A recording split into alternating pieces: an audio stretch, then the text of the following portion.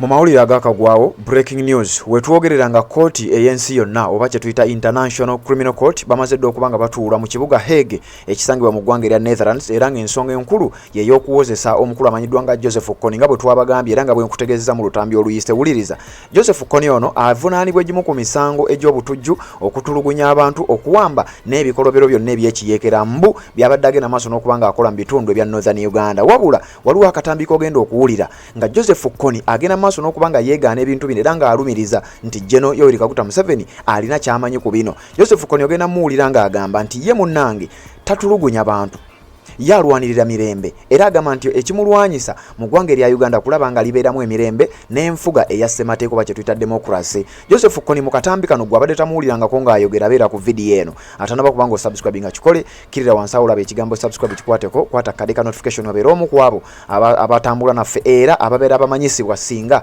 tuba nga tutaddeyo. Kinajjukira nti olunaku olwaleero enaku z'omwezi nga 9 omwezi ogw'omwenda 2025 omusango guno gwakakasibwa nti gugenda kutandika okuba nga guwulirwa era gugenda kutambulira ddala ennaku 3 okuva leero nga 9 nga 10 paka nga 11. Kakati wenkoledde akatambi kano nga kooti eya ICC baamaze dda okubeera nga batuula era nga bwe bakakasizza nga bayita ku mukutu gwabwe ogwa X ne bategeeza ensi mubeere bulindaala ku mikutu gyaffe gyonna egy'enjawulo okuli ogwa X, ogwa Facebook n'omukutu ogwa YouTube. Tugenda kubeerako nga tukutuusaako butereevu ebigenda okubeera mu maaso mu kye tuyise pre-trial chamber 3 oba courtroom 1. Abalamuzi ab'ekika ekyawaggulu bwe bagenda okutuula nga bagenda maaso n'okuba nga bawulira omusango n'okwewozaako era nga bagasimbaganye ne ba representatives ab'omukulu amanyiddwa nga Joseph Kony kubanga nakugambye bagenda kumuwozesa nga taliiwo. Bannayuganda bangi beesunze nnyo okuwulira ekigenda okuva mu musango guno kubanga abasinga obungi balina endowooza nti obaoliawo Joseph Kony ye Museveni, nti obaoliawo Joseph Kony balina enkolagana ne Museveni, nti obaoliawo Joseph Kony n'okubaayo teyaliiyo. Wuliriza,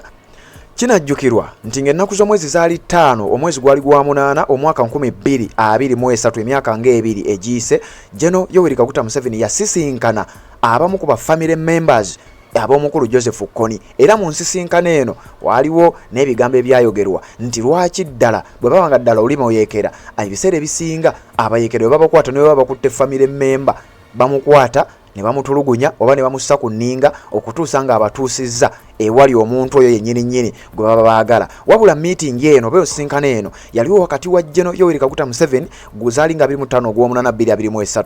General Yoweri Kaguta Museveni ng'asisinkanya abantu bano. Bannayuganda bangi beesunze okulira ekigenda okuva mu musango guno si nsonga ndala wabula bagamba nti Joseph Kony yandibanga ali kimu ne General Yoweri Kaguta Museveni era nga yemu ku nsonga lwaki balindiridde okuwulira ebigenda okuba nga biva mu musango guno. Kakati ate ku mukutu ogwa Reason TV naawe beerako byonna ogenda kubeera ng'obifuna bw'oba tonaba kuba nga otwegattako, kirira wansi awo olaba ekigambo subscribe kikwateko, kwata kadeka notification obeera omu ku abo abatamisinga nsonga yonna bwe tuba tutaddeyo. Bw'oba towulirangako ku Kony ng'ayogera nkugambye beera ku vidiyo eno kubanga ngenda kukuwa ebigambo bya Joseph Kony. Oluvannyuma lw'ebigambo bya Joseph Kony wuliriza bulungi nnyo. Joseph Kony yavaayo mu katambi kano k'ogenda okuwulira.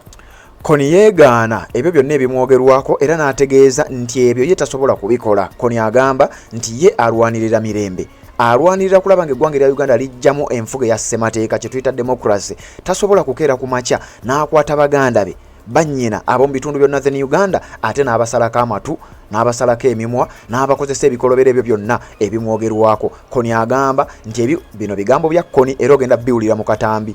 Kony agamba nti ebyo ebikolobero byonna ebinteekebwako omukulu amanyiddwa nga General Yoweri Kaguta Museveni abimanyiiko era agamba nti bino ye yabikola nga ye yagendanga mu mambuka n'akola ebikolobero bino n'ekigendererwa ekyokwagala okumukuba akasa, okwagala okumukyayisa abantu n'okumulowoozesa nti mu nsiko gy'ali talwanirira mirembe wabula atulugunya butulugunyi bantu obaoliawo n'okubatta. Nkugambye ezimu ku nsonga lwaki bannayuganda balindiridde okuwulira ebigenda okuva mu nsalawo oba mu musango guno ogwa Joseph Kony mu kkooti ya ICC. Ezino ze zimu ku nsonga ezireetedde bannayuganda okulindirira okubeera iga okumanya ddala biki ebituufu ebigenda okugenda mu maaso mu musango guno. Bangi balina enzikiriza nti Museveni ye Kony era abamu baali mubatizza dda nti Museveni Kony nga bw'ogenda okuwulira mu butambi bw'engenda okuwa. Era ebigambo by'ogenda okuwulira ku mukutu guno si bya mukutu guno yadde abaguddukanya wabula bigambo by'abantu ssekinnomu. Kakati kankuwa ebigambo bya Joseph Kony yennyini nga yeegaana ebimwogerwako era ng'agamba nti General Yoweri Kaguta Museveni yamanyi ku ebyo ebikolobero bye bamusibako.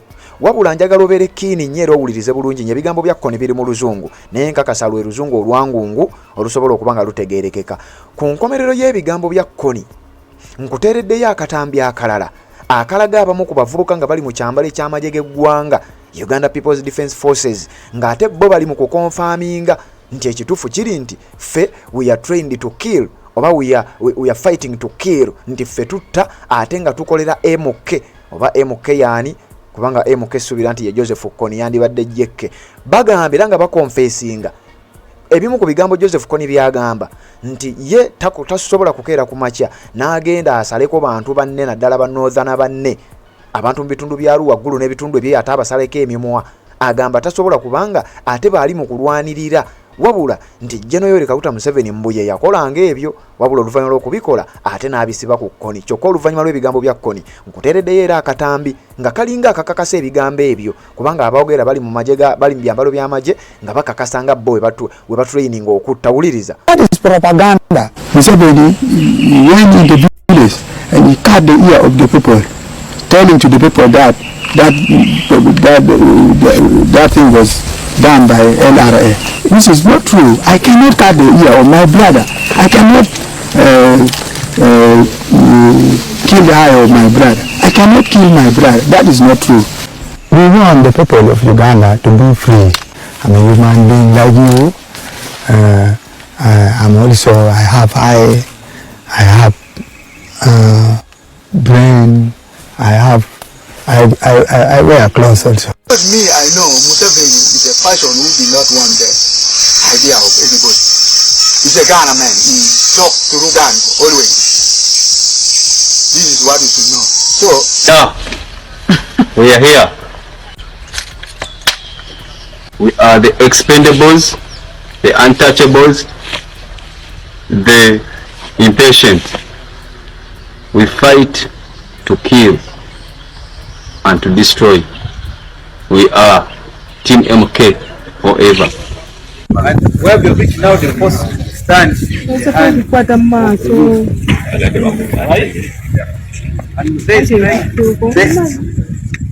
make sure those people are not this country. Right? Are we together, my friends? Now,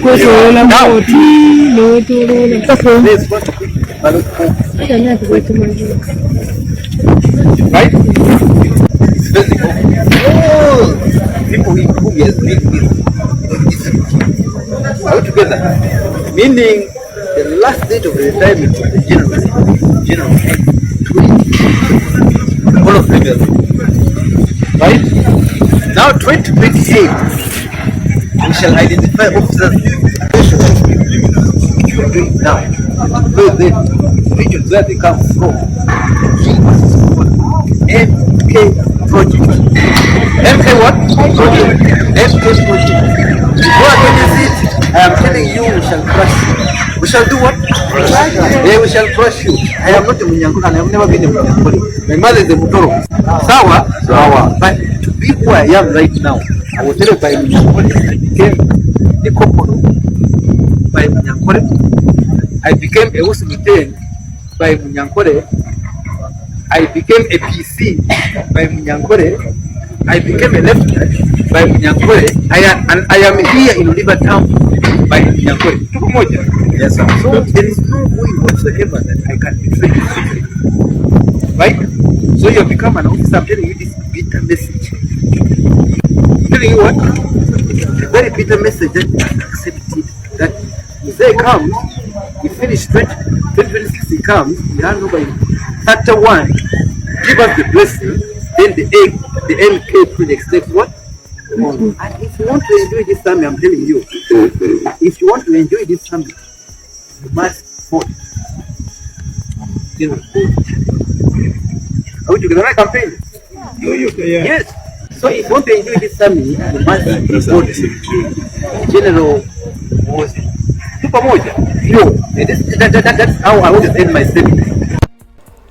Ndowooza obiwulidde bulungi nnyo. Ebisoose bye bigambo ebyayogerwa Joseph Kony. Kakati ate ebizzeeko bye bigambo ebyayogerwa abali mu byambalo eby'amagye ga UPDF ate nga Kony agambye nti UPDF ye yakolanga ebikolobero ebyo ne babimusibako. Jukira olwalero tuli mu kooti yansi yonna, tuli mu ICC, kyesimayo bwo bunaaba bujulizi. Waliwo ekiwandiiko kyenjagala tusome ffenna era ogenda kukiraba naye nga sinaba kubanga nkutwala eyo nga tukyagenda mu maaso n'okulindirira ebiri mu kugenda mu maaso mu kituyise pre-trial chamber 3 courtroom 1 abalamuzi ab'ekika ekyawaggulu abagenda mu maaso n'okubeera nga bagasimbaganye ne ba representatives ab'omukulu amanyiddwa nga Joseph Kony bannayuganda gwe bagamba nti Kony ye Museveni ebyo ngenda tuukawo era obutambi ogenda buwulira ogenda kutya nga sinaba kubanga ntuuka eyo. Joseph Kony y'omu yawulirwako ng'asisinkanye omukulu amanyiddwa nga Riek Machar ow'eggwanga erya South Sudan nga bagezaako okwogerezeganya lwaki Kony ne Museveni balwanira ku ttaka ly'eggwanga erya South Sudan. Kony bwe yali annyonnyola mu bigambo biro ogenda wulira akatambi nakugambye oba towulirangako Kony ng'ayogera beera ku vidiyo eno. Kony bwe yali annyonnyola yagamba bw'ati nti ye kugamba ebigambo bisijja bimwogerera kankuwa akatambi nze nzije mbere nga nkwongerayo eno gye bayita Red Zone TV webale kubanga okyagoberera gwatanaba kubanga osubscribe nga kikole kirira wansi awo olabe ekigambo subscribe kikwateko kwata kade ka notification obeera omu ku abo abasooka okumanya buli we tuba tutaddeyo tubeere nga ate tutambula ffenna ogenda kutya ebiva mu kooti y'ensi yonna ICC nkugambye wenkoledde akatambi kano nga kooti yatudde dda era nga batandise dda process ey'okuba nga bagenda maaso n'okuwuliriza byonna ogenda kubifuna nga sinakuwa akatambi ka Joseph Kony kalala wulira. Haji Kasujja omusomi w'edduwa kutegeeza nti gwe wenna alina ebintu ebikutawaanya olina ebizibu by'amaanyi by'oyagala okuba ng'osolovinga oyagala genda bweru wa ggwanga ebintu tebitambula akugamba nti genda yakulombera edduwa simusamize akozesa ekitabo ekitukuvu ekya Quran bw'atyo n'aba ng'akulombera dduwa Allah n'akukolako n'akusumulula ennamba eri 0753 osobola okuba direct osobola omusanga ku WhatsApp ate era bwe kiba kisoboka osobola okugenda enjeru ku luguudo olugenda ejjinja ensonga n'aba ng'azikwasaganya kakati njagala owulire Joseph Kony ng'alumiriza era nga nnyonnyola nakugaba byonna ogenda bifuna eno gye bayita Red Zone TV wulira. President, the thing is serious. The LRA wants peace. Uganda, the government of Uganda must tell us its position there. Because both of you are fighting in our land. UPDF is in our land. We did not bring the UPDF to southern Sudan. It was the previous government. You were supported by the previous government. So we say, both of you, if you want to fight, out. But if you want us to help you, it must be said clearly. So this is our message.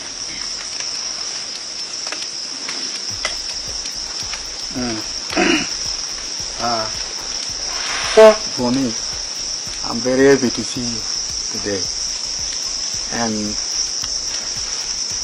I pray, I thank Allah very much to give me time or to give me exactly the day to talk to the whole people of the leader of Sudanese or the Southern Sudan government.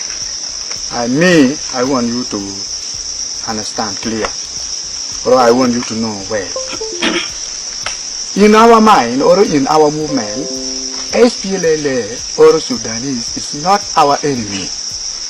This is what you should mark very clear in your mind, that SPLA is not our enemies. SPLA is our brothers. We the Uganda, if I go back historically, we come from Sudan. My granddad is come from Sudan, not from any place apart from Sudan. So SPLA is not our enemy.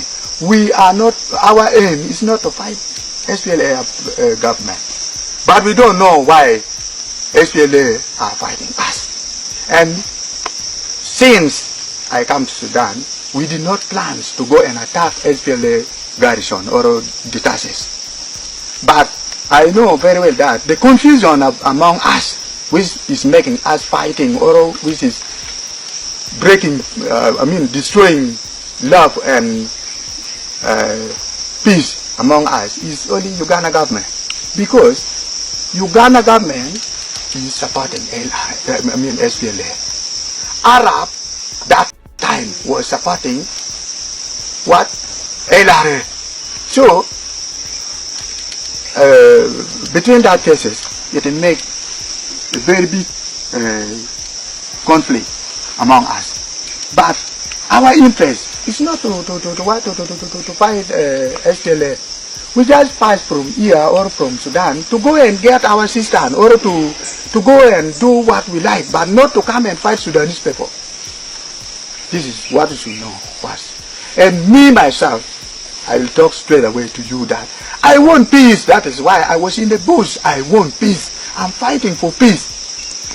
And I heard in the radio you say that you are going to try at least your level best to see that peace is in the northern Uganda and Uganda as a whole and southern Sudan. I'm agree of that. That is why I was here. I'm agree of what you are saying. And me, I know very well that most of people, they don't know me. They don't know who is calling.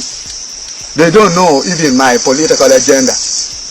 Because I was in the bush, I'm a rebel. And Museveni is a government. So you know very well that Museveni is working with very many means. Very many ways to fight me. Propaganda, what. They did many things. So to get me or to know the detail which is happened in LRA government, it's very difficult. So if you see now, where do I come from? I come from a very far distance. If you are not serious, and if I'm not serious also, I cannot meet you, and you cannot meet me also. But only that you are serious, and you are not happy about what is happening in Southern Sudan. Because we are all brothers, we are all Christians, we are all... Yes, ebigambo byowulidde bya mukulu amanyiddwa nga Joseph Kony wetwogerera era wenkoledde akatambi kano agenda maaso n'okubanga ba representatives be batunka n'abakulu abalamuzi mu kkooti y'ensi yonna kye tuyita ICC. Naye nga mu bigambo bye wanono bannayuganda abasinga obungi bwe bafunidde interest mu musango guno we bapiikingidde interest oluvannyuma lw'okukizuula nti Kony ono yandibanga abamu ku boogerwako nti be bamuli emabega kyandibanga Kony kyali kiwaani. Wuliriza Joseph Kony mu kkooti y'ensi yonna wetugenda maaso n'okubanga tulindirira ebiri mugenda maaso n'okubanga happening. Wuliriza mu kiwandiiko kino kyenjagala okubeera nga nkusomera nakugambye mu lutambi olwasembyeyo. Joseph Kony avunaanibwa emisango giri mu 39 39 counts era ng'egimu ku misango egyo gyegyo gy'owulidde gye yeegaanye n'ategeeza nti ye ebimu bamusibako matugambuzi kumuliisango tabimanyi nako era tabizzangako. Mu bigambo byayogedde agamba nti oba oliawo omukulu omu yakola ebikolobero bino bw'atyo n'agenda mu maaso n'okubanga bimuteekako. Kakati wuliriza ogenda kutya omukulu yaani era olowooza kiki ekigenda okuddako. Kkooti y'ensi yonna yategeezezza mu kiwandiiko kyabwe nti omusango gwa Kony temugulaba nga we guli era tegugenda kukoma ku Kony yekka wabula gugenda kusparkinga abantu abalala bangi abagenda okuba maaso abagenda ogenda maaso n'okubanga bayigibwa mu ggwanga erya Uganda. Njagala wuliriza ekiwandiiko kino kyateekeddwayo olunaku olwajjo ng'ennaku z'omwezi 8 omwezi ogw'omwenda 2025 ssaawa zabadde 5 n'eddakiika 13 era mu be baataaginze kwabaddeko Benjamin Netanyahu ono mumumanyi ye prime minister w'eggwanga erya Israeli erigenda mu maaso n'okukuba Palestine. Kwabaddeko omukutu gwa World News ne Vladimir Putin ono president dictator nakyemalira mu ggwanga erya Russia then ne Joseph Kony yennyini. Kati njagala owulirize kiwandiiko kinene nnyo naye sigenda kisoma kyonna. Njagala nkunoonyezeeyo akawaayiro ako nga kenjagala tusimbeko essira akagenda maaso n'okukakasa kino ky'oli mugenda maaso n'okubanga owulira ku mukutu ogwa Red Zone TV. Wuliriza we bagambye Kony is facing 39 counts. Wuliriza kansooke mmale n'okukissa wano nkikusomere bulungi nnyo ate tubeere nga tutambulira ddala ku nsonga eno okifune bulungi nga bwe kigenda mu maaso n'okubanga kitambula. Tubeere nga tutambulira ddala ffenna okitegeere ensonga nga bwe zigenda okubanga ate zitambula. Kakati wuliriza wano wenkugambidde nti omusango guno gugenda kutwaliramu abantu bangi naddala abanene mu byobufuzi bw'eggwanga erya Uganda. Wulirizawo nnyo wano ate nga bannayuganda bonna abasinga obungi we bapiikingidde interest. Wulira the ICC proceedings against Joseph Kony will be followed by many in Uganda. Ensonga za Joseph Kony ezigenda maaso n'okubanga ziwulirwa zigenda kugobererwa endala nnyingi nnyo mu Uganda. The ICC proceedings against Joseph Kony will be followed by many in Uganda where survivors welcome the charges even as they regret the failure to catch him. Enti kese eno egenda maaso mu kkooti y'ensi yonna oba kye tuyita ICC ekwata ku Joseph Kony tegenda kuggwa bwetyo egenda ku inspiringa cases endala nnyingi nnyo okuva mu ggwanga erya Uganda ewali ba survivors bakaawonawo, wabula nga bakaawonawo bano tebasobola kugenda maaso na kubeera nga bakwata kkoni. Olowooza baani abali balina obuvunaanyizibwa okukwata kkoni balyoke bamuweeyo eri kkooti y'ensi yonna? Era jjukira bwe baali bayisa ekiwandiiko kibakuntumye ku kkoni ono, baategeeza gavumenti y'eggwanga erya Uganda nti omusango guno eguveemu era tebagenda kubakkiriza kuwozesa kkoni. Dominic Ongwen, omu ku basajja abaakolanga ne Joseph Kony, yatwalibwa mu kkooti y'ensi yonna ICC n'awozesebwa ago twagakuwa, wabula nga gavumenti y'eggwanga erya Uganda yali esaba yebeemuwozesa. Bannayuganda bangi baalowooza nti oboolyawo oyagala ebeewozeseze, bwe waba nga waaliwo ddiiru babeere nga babifutyankira eyo. ICC yagaana era neetwala Dominic Ongwen, bwe batyo ne baba nga baamuwozesa. Kakati Joseph Kony we twogerera ensonga zitandise okuba nga zirinnya wansi ne waggulu. Bakugambye the ICC proceedings against Joseph Kony will be followed by many in Uganda, where survivors welcome the charges even as they regret the failure to catch him. Omusango guno gwa Joseph Kony gugenda kuzingira mu bagenda kuddirira emirala mingi nnyo mu ggwanga erya Uganda, newankubadde nga ba survivors abaliyo baalemererwa okukwata Joseph Kony bamukwate bamuweeyo eri kkooti y'ensi yonna. Kkooti eno ewozesezza abantu bangi nnyo, bakalintalo, ababaddeko abakulembeze b'amawanga, abantu ab'amaanyi boyinza okuba nga omanyi oba nga tomanyi. Ngenda kukusomera olukalala lw'abakulembeze abatuuseeko mu kkooti y'ensi yonna. Kakati gwe obuvunaanyizibwa obusigadde mbukulekere, olowooza abawozeseddwako biggwereddewa, era olowooza baani abagenda okuddako okubeera nga bawozesebwa. Kakati olwaleero tuli ku Joseph Kony, byonna ngenda kubikuwa. Kakati wulira, nga sinakutwala mu butambi, njagala okutegeeza nti kkooti ey'ensi yonna, International Criminal Court, erina kye tuyita high profile individuals bezzeesa moninga, era nga kuno kwaliko n'abaaliko abakulembeze b'amawanga nga bwe njagala owulire.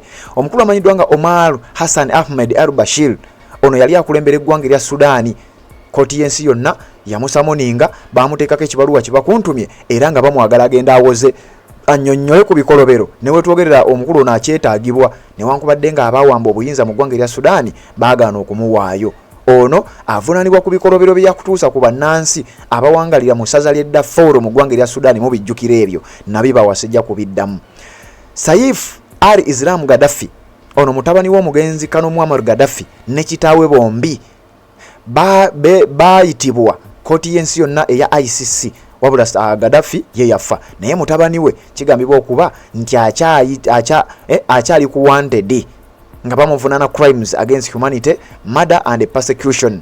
Oyo yali mutabani wa Gaddafi. Uliriza bulungi nnyo, olowooza baani abaddako. Abasinga obungi betuyise ba high profile figures baali bakulembeze b'amawanga oba baali batabani baabwe. Laurent Gbagbo, ono yali president w'eggwanga erya Cote d'Ivoire, abangi tebamanyi nga Ivory Coast. Ebikolobero bye yakola mu mwaka gwa 2010 mujjukira Laurent Gbagbo ne Alassane Ouattara mubijjukira story yonna gibawa bwe badde ogoberera omukutu guno. Baaliko embeera y'okwagala okusigala mu buyinza omu awangudde.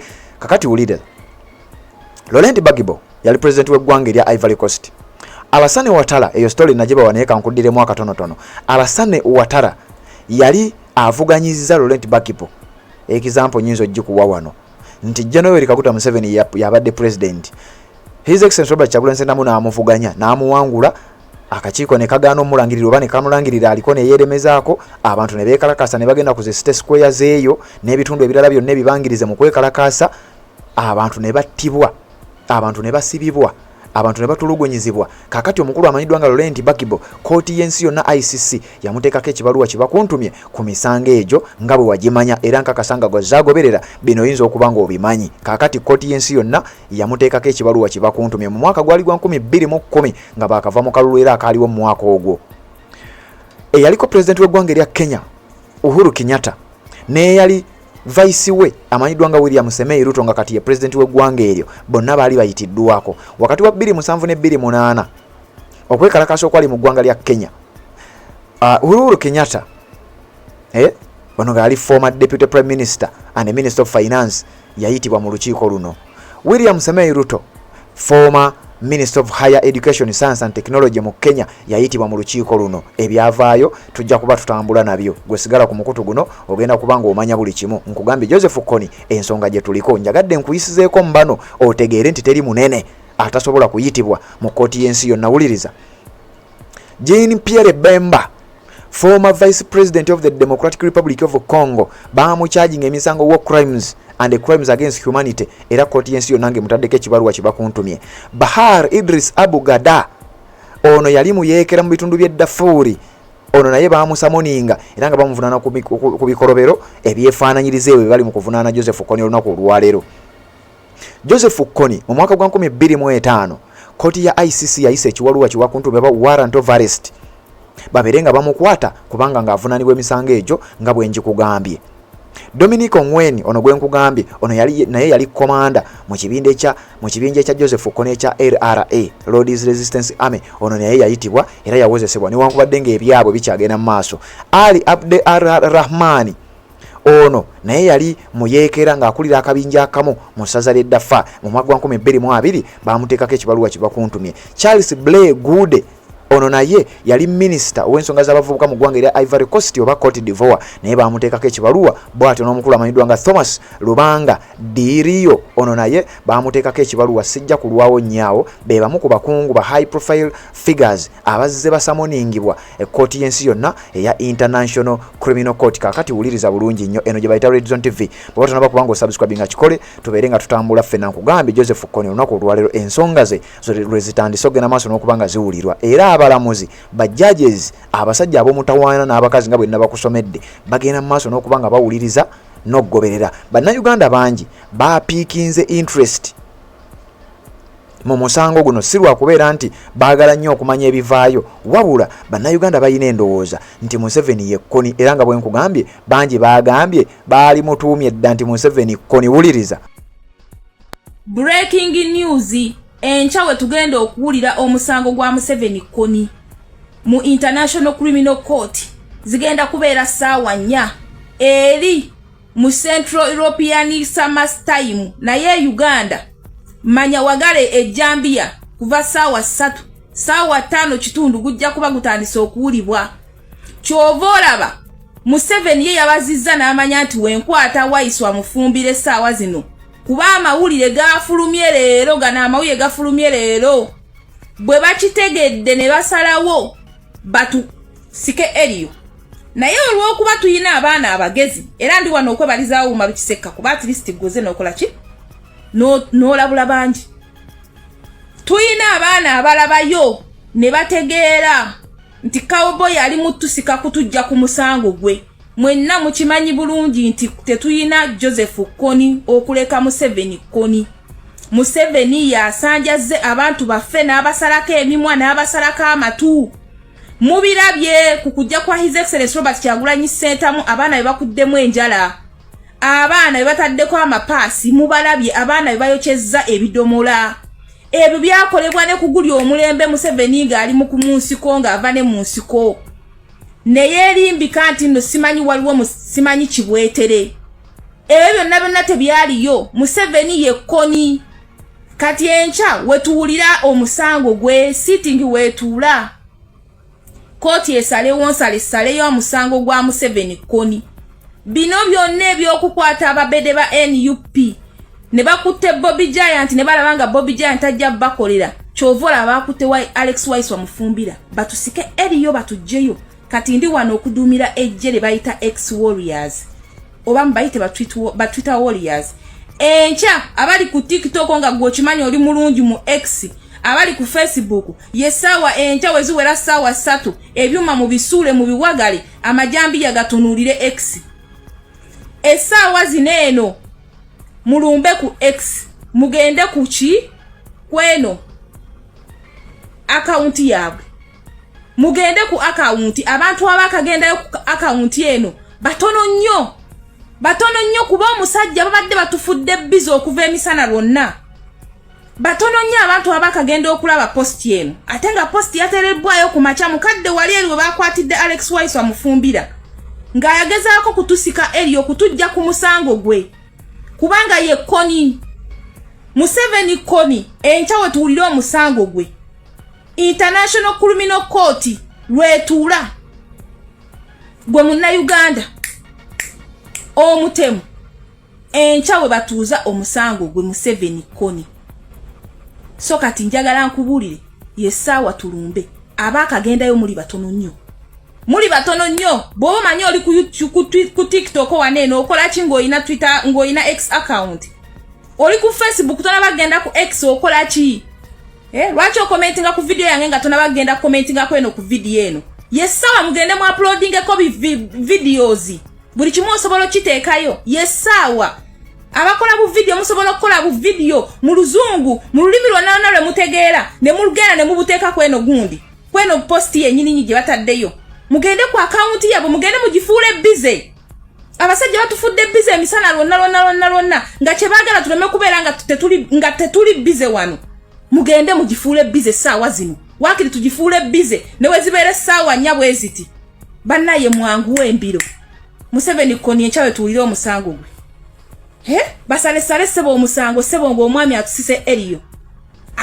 eriyo yatuse naterawo kiri eri kigayi kye ne kiremezaamu n'alabanga ekyo tekikoze kati yesaawa afunye Alex Wise wamufumbira omubede mwangu we eno special offer eri gwe wenna amanyi okufumba emmere y'Abawarabu ng'omanyi okwogera Oluwarabu nga wali agadde okukoloba housemaid mbune Alex Wise wamufumbira omuwambye kino ekiyenje muna Uganda olunaku mulindwa lwe lwaleero gamba wandiikawo ogambe nti olunaku lwaleero olunaku lwe tubadde tulindirira lwaleero Museveni awambye Alex Wise wamufumbira lwaki we yawambye Bobby Giant teyakoze bulungi mawulire international community oba international media zonna tunula wano olabe ekiriwo ensi yonna erindirira kiki ekigenda okuva mu musango guno Munnayuganda ojja kubuuza lwaki omusango guno gutadde ensi ku bunkenke omusango guno ekisooka ekiyenje ekyo kyekyeropa nkiddamu ekiyenje ekyo kyemulina e Uganda kyekyeropa musango guno nga kyagala okwegulaagula ku international community n'okulaga bano abazungu nti kyo kisobola okubeera kyo kipapeti kya ttabbu nnyo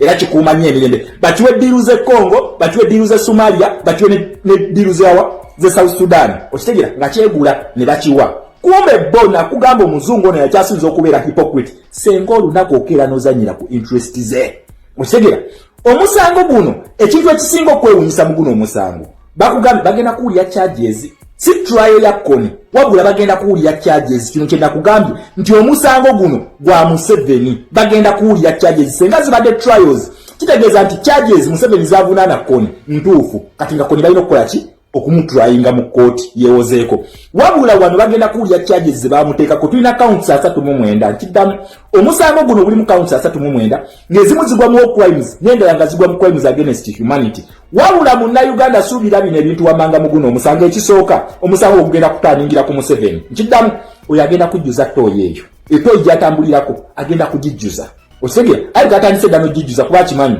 atandise okutta another same way down nomubeere mu barracks mubeere mu basement nga mutulugunya abantu baffe ono agenda kubatta ali ku desperate moment alina okudduka omusango guno kati ajjawo obujulizi atandise okutta abaseemwayo abawe Munnayuganda totya Museveni omwana wa people power totya Museveni kyagenda okukola ekyamaanyi kye kyakoze Bobby Giant ajja n'akuwamba n'ateekawo bukamera nti gundi tumwambye atiise abalala agenda kumala akuzza akusule ku poliisi ekyo kyagenda okukola ate mbabuulira nayo fighting front amakomera fighting front wotuuka muli kuba enjiri obagambe nti ekiyenje essaawa yonna natukimaliriza agamakomera tugenda gamenya okitegera nakugamba ono twamuleetera ekintu kyatategeera amaze ebbanga ng'asiriwaza ensi naye ensi yonna kati emulinze tulinda musango omusango gwo nkugambye omusango gugenda kukyukira Museveni kawunti 39 zonna zavunaana Kony zigenda kukyuka ku Museveni kubanga ekisooka mu guno omusango Kony ekituufu kiri nti tulina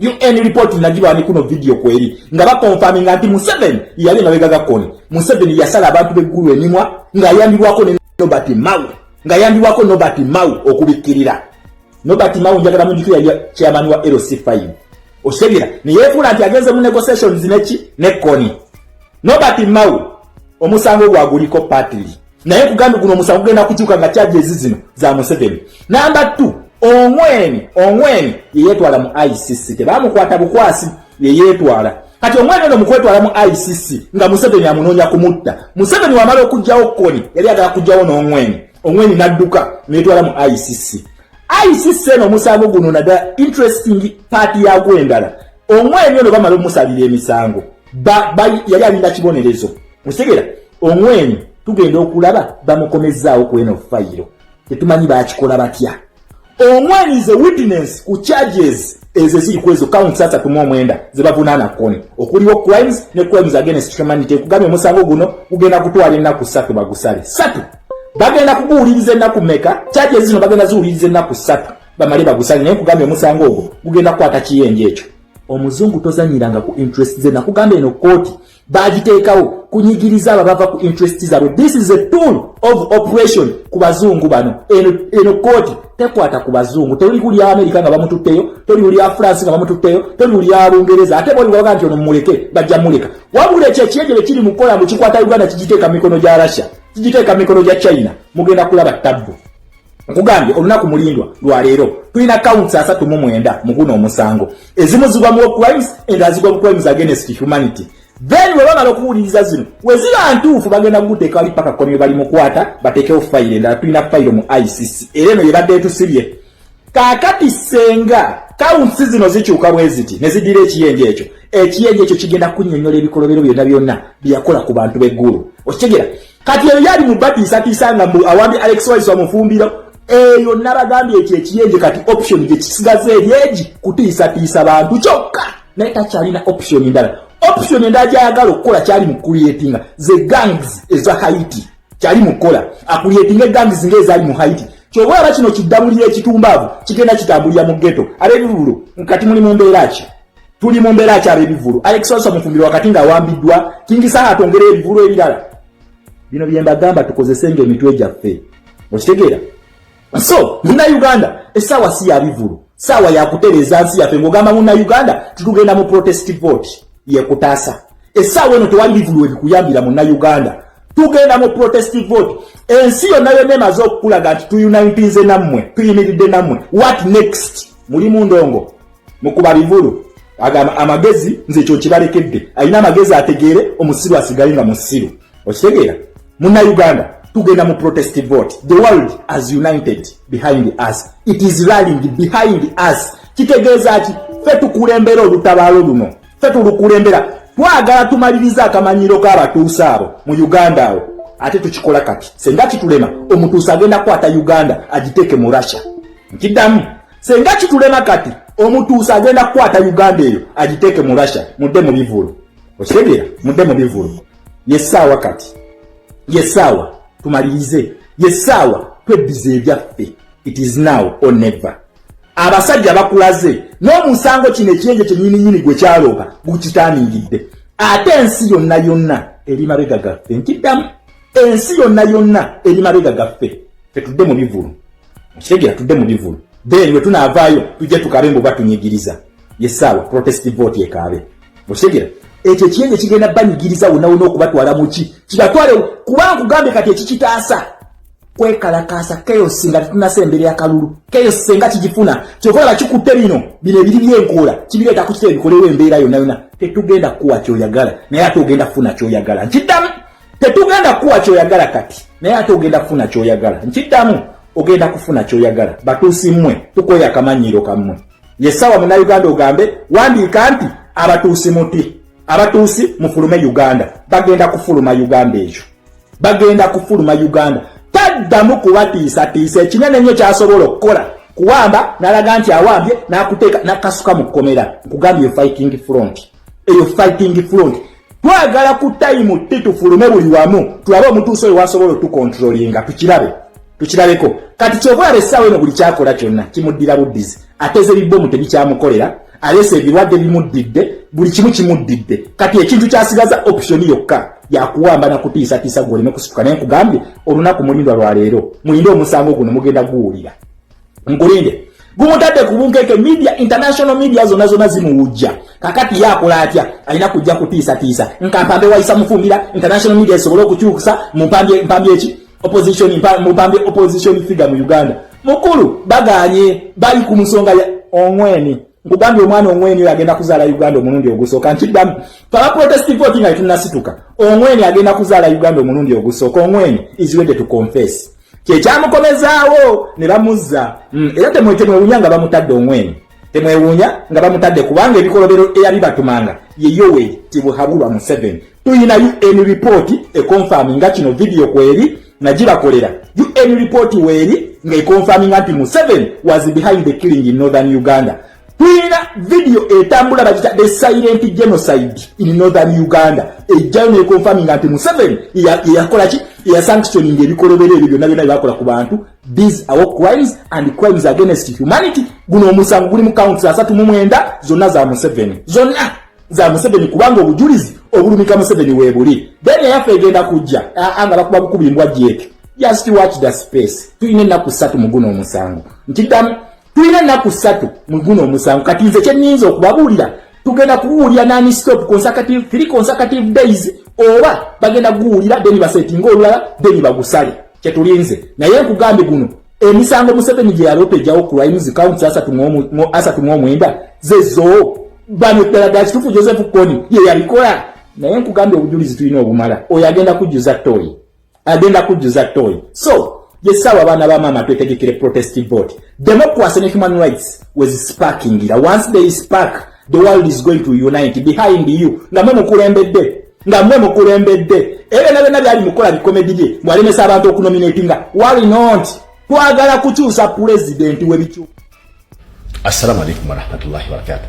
Bana Uganda mbasaba muwulirize nnyo video yange eno era mbasaba mugitambuze nnyo buli omwe mutoke kagitegeere. Olunaku lw'enkya International Criminal Court lwesala omusango wa Joseph Kony. Kawulidde abantu naye ffenna abannayuganda ffenna tukimanyi bulungi nti mu Uganda temubangamu komo yeekera yenna gwe bayita Kony. Naye abazungu bamanyi nti waliwo Kony eyawaabirwa naye bannayuganda ffenna tukimanyi nti eyawaabira Kony ye yennyini ye Kony. Olw'ensonga nti byavunaana Kony nti yabikolanga nakati bikolebwa essaawa eno ng'ayitibwa Kony taliiwo. Ng'era bw'olaba bwavunaana Idi Amin n'Obote nga bwe baali abatemu naye ng'ate yeerabidde ye yali omuyeekera nga ye yali atemula okuvumaganya gavumenti. Ekikakasa ekyo nti yali omuyeekera yali atemula okuba nti olwaleero yafuga naye abantu bakyatemulwa nga bwe baatemulwanga ng'Obote ng'ali mu nsiko ng'Obote n'Amin bakulembera. Abantu bawambibwa nga bwe bawambibwanga mu panda gaali ng'akyali mu nsiko olwaleero ye president naye era abantu bawambibwa nga n'olwaleero bawambye nejjo bawamba. Oba kitegedde kati wakati nga tubanja wayisa mufumbiro gwe bawambye mukijjukire nti kino bakikoze nga diversion okuwugula bannayuganda baleme kufollowinga bigenda mu maaso mu International Criminal Court ku musango Kony gwe yawaabira Kony. Kategedde akantu ako wano weneegayirira nga nsaba bannayuganda Katonda beyawo omukisa ne mubeera abayivu tusingako abalina ebibanja ku X abasobola okukola statements ez'enjawulo mu luzungu abasobola okunnyonnyola mu luzungu otegeke abazungu bawulira. Mbasaba mutambuze ekifaananyi kya Lex Waiswa mufumbiro olw'okuwambibwa kwe n'abalala bonna abawambiddwa n'abali mu makomera abaleeteddwa olwaleero mu kkooti okuwozesebwa ne batafuna bwenkanya bonna mutambuze ebifaananyi byabwe ne bigenda mu maaso mu bulamu bwabwe n'okubeera nga mukakasa abazungu nti eyawaabira Kony ye Kony omutuufu. Bwe baba banoonya kukwata Kony yalina okukwatibwa. Baba bagala kuvunaana yatemula abantu eggulu balina kukwata eyawaabira Kony.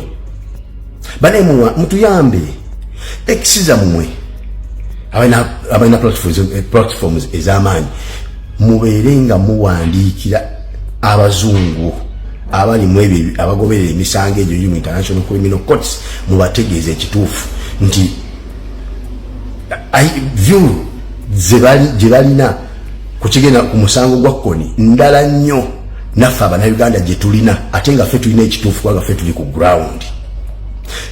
Tetuwuguka olw'okuwambibwa kwa Waisa mufumbiro ne kutufuukira diversion okuva ku mulamwa ogw'okufollowinga ebigenda mu maaso mu International Criminal Court nabyo mubiwa obudde. Mbeegayiridde abalina X ensonga za Joseph Kony ezigenda okuwulirwa enkya mu kooti bambi mbasaba muziwe obudde muveeyo mulage views zammwe muveeyo muwandiike bye mumanyi ebikwatagana ku kkoni nga bwe mulaga n'ebigenda mu maaso. Enkya International Criminal Court egenda kutuula wandiika nti sitting kooti y'ensi yonna egenda kutuula ku misango gya Joseph Kony. Museveni watta abantu b'omu Northern Uganda notta abantu nga Tobuuka nga bw'otugamba oyo Kony ndi mu kumulwanyisa Kony atta abantu nyo ne mutulugunya abantu beeyo ne mutta abaana abato ne mutta abakyala ne mubafumita ebiti ne busajja mwe muli batemu. Kakati kooti y'ensi yonna egenda kutuula olunaku olw'enkya ne bwe munateekawo diversion ne bwe munakwata Waiso Mufumbiro ne mukwataani ffenna amaaso gagenda tubeera ku criminal court enkya amaaso ffenna gatuli eyo. Kati essaawa zino tokyava mu ttooyi bwewuba boddeeri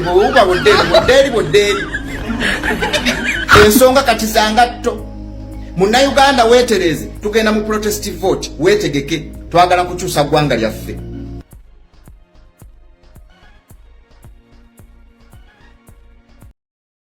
Fumbo olina omwami naye ng'akutawanya, olina omukyala ng'akutawanya, bajja ne bakwagalako ne bagenda. Gwe alina ebizibu mu byenfuna nga sente zikuyita mu ngalo, wooteeka sente zifa bufi b'owola tebazza. Gwe aloota ng'ogwa mu nnyanja, gwe alumizibwa omutwe nga guganja okuwona, naawe aloota ng'ebintu bikozesa ensonga z'obufumbo. Nina ekifo ku mugga awali amayinja we nnyambululirako ebisiraani, ekikwa ekifiiriza, omudibo, obutaganja, obutawa